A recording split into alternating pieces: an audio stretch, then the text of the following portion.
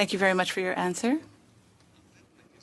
So my question is very simple. So when we are concerned about human rights, rightly so, in Cuba, with the regime that's in place, because it is clear that the regime there right now is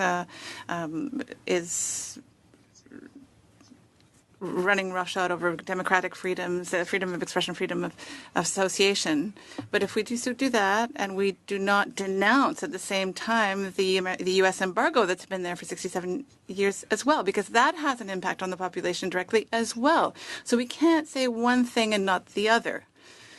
So really, where I do not support what the regime is doing with regard to human rights in Cuba, but I also know that there are people that I know in Cuba that are suffering, and what concerns me is their health and their well-being, and the fact that they are undergoing a humanitarian crisis. Ms. Carbonell, could you maybe answer that?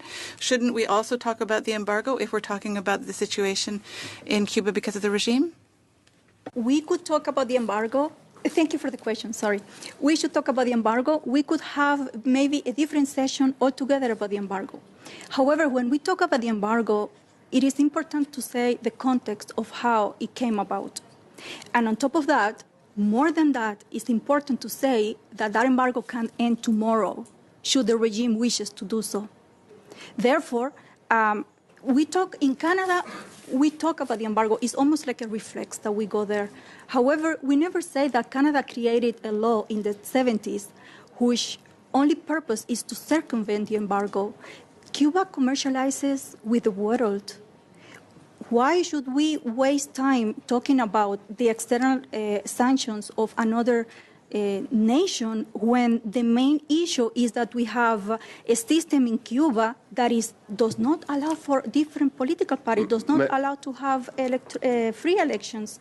Mais en fait, l'idée c'est que Yes, but the idea is that when the United States threatens a third country like Canada, Mexico, Spain, threatens a third country with sanctions, if it tries to send oil to Cuba, that's where I start asking questions. Because if there is a direct bilateral relationship like Canada has with Cuba, there should not be sanctions from another country like the United States right now when it comes to sending oil. So that's where I have a problem. And I would like to know what your position on that is, because it affects us, because the United States is threatening Canada if it sends fossil fuels to Cuba. So there is a problem there with the foreign policy of the United States towards Canada.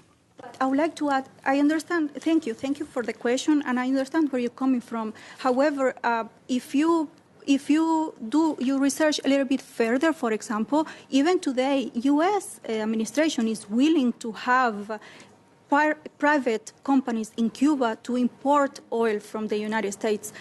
The sanctions are targeting the regime. The sanctions do not target the population at the base.